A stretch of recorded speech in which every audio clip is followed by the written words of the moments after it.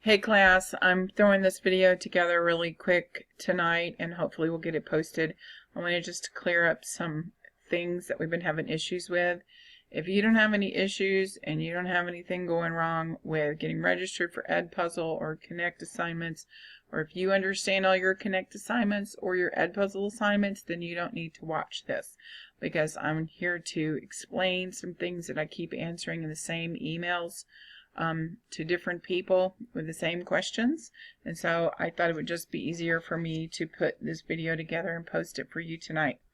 Okay, first of all, a lot of you are having issues getting registered on on Google Classroom for Edpuzzle. Okay, once you go into Google Classroom, then you can use the code that I emailed to you. That will go with your Nash email address. Make sure that when you go back to Edpuzzle to sign in on the Edpuzzle website for your assignments, that you use your Nash email account. Okay? Most of my students that have had issues that I've been able to help and resolve is because they have used the Nash email. If you've used Edpuzzle in another class, then your email has changed because things have been updated. Now it has a number on it, and after the after it says st.nashcc.edu. Make sure that is the email that is linked to your Edpuzzle account. So once you finish Google Classroom, shut out of that. I will import your name into my classes. Some of you you're like, I don't know how to finish this. I'm like, well, you've already finished it, but what you're having trouble is accessing it through the Edpuzzle website. So go to the website for edpuzzle.com, click into that, use your Nash email, and you should be able to find the class that you are enrolled in that has to do with me. The one that you should have been imported into already, because some of you, I've seen you in my role, but you don't know how to get to that. So I think that should clear that up. Alright, so this next thing that I want to do is I want to explain to you about your Edpuzzle assignments. So I'm going to make this screen smaller, and I'm going to go into just your Edpuzzle. Alright, here is your classroom, and I'm going to do an example. I'm going to start, all of these are due by Sunday. I may have to extend that because a lot of you haven't been able to get on yet, and it's a couple of hours of work, maybe 3 if you have to stop and start a lot. There are a lot of questions that you are asked, so you need to be paying attention. Some have even taking notes to help them to know what to fill in the blank. But I need to show you and explain to you how you do these assignments. So I'm going to start with rhythm, and I'm going to play this rhythm, and there's a question really soon here. That's why I'm doing this one. So I'm going to start with rhythm. I'm going to let this play through, and when we get to the first question, I'm going to show you what to do with it.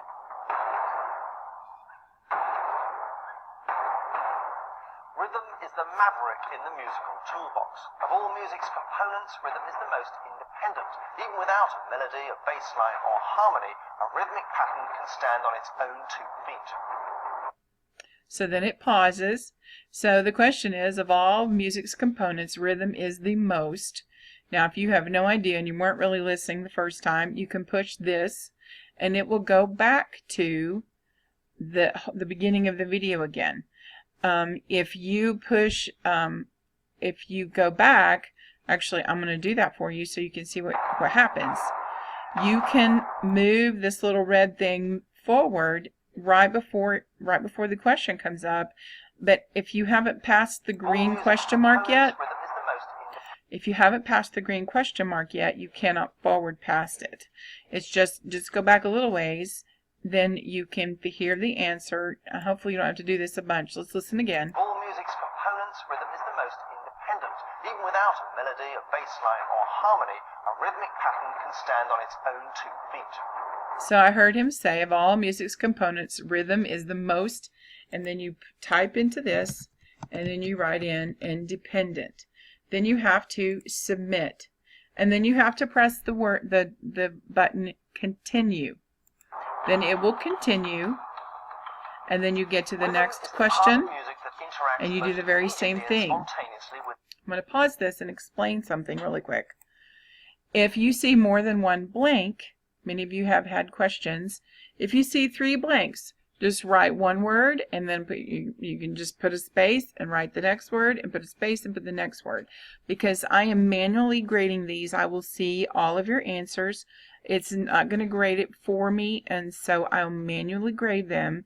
And if you have, even close to the right spelling, or I think you knew the right answer but didn't quite know how to spell it, or exactly how to write it, or you write it in a different order or whatever, I will still count it.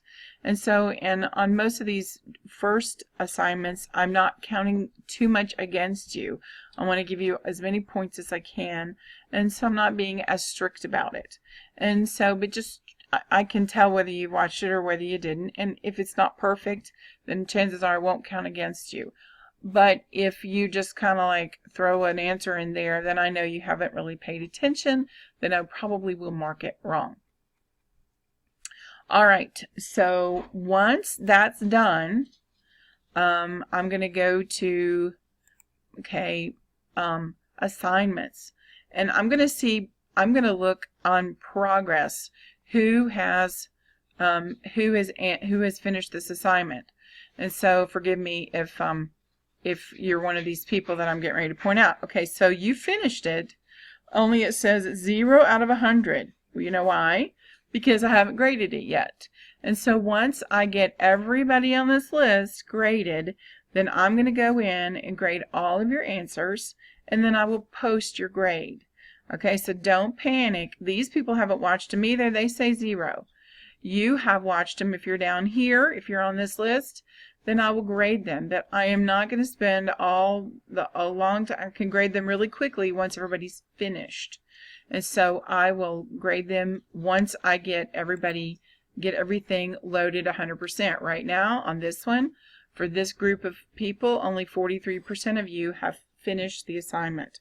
And so I'm going to wait until until Sunday night, and then I will grade everything, and then I will post your progress in Moodle.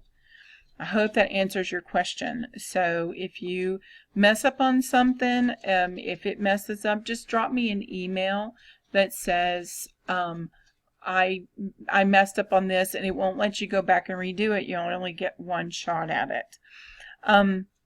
This assignment, melody and rhythm this week, melody got out of order here, and so just make sure you go from melody part 4 to melody part 5 and then start on rhythm. Rhythm is in 2 sections. These are longer videos. Each one of these melodies are less than 10 minutes each. So if you don't have much time and you want to just do 1 or 2 of those, then knock them out. This rhythm, like this one is almost 30 minutes and this one's almost 20 or about that. And so you're going to need to set aside a little more bulk of time. All right, so I hope that answered your questions about Edpuzzle. Make sure that you get keyed in through the right email address and that you understand how to submit those grades. Now I'm going to go on to Connect, and I'm going to go to a student view of what your Connect assignments are for this week. Under Unit 1, you're going to open that up and you're going to see it. Now look, this is really important. I can't change this now. For some reason, the CJAM Blues has given me issues. It would not allow me to change its beginning date. It wouldn't allow me to update some of its settings. And so this one is only giving you 1 attempt. Okay, 1 attempt. Now when you go into this, and I'm going to go into it here, I'm just going to show you something real fast. It's out of order as well. You have questions 1 and 2 of 3. So you have 2 questions on this page that you have to answer. Okay? But you can't answer them until you have done question number 3 first. It's out of order for some reason, and I can't change it because it's a live assignment. So you need to push play. And once you've pushed play and you listen to all of this, I would follow this scroll of notes that they're going to give you as you're listening. It's in sync with what you're listening, and it'll tell you what you're hearing. This is an invaluable tool to you, and so make sure that you watch it as you're listening. Also, when it says under here, once you start pushing play, it's going to tell you what percentage of the piece you've listened to. This piece is only 2 minutes and 42 seconds, and so you've listened to 6% of it right now. You must get all the way to 100%, and then you're going to go up here and click. Let me pause that. You're going to go up here and click and say, let's see. Yeah. Okay, once you've listened, then you need to go into here and answer these questions. If you don't know, then you could flip back and listen again if you needed to, but don't submit until you have answered both questions and listened to 100% of your listening assignment.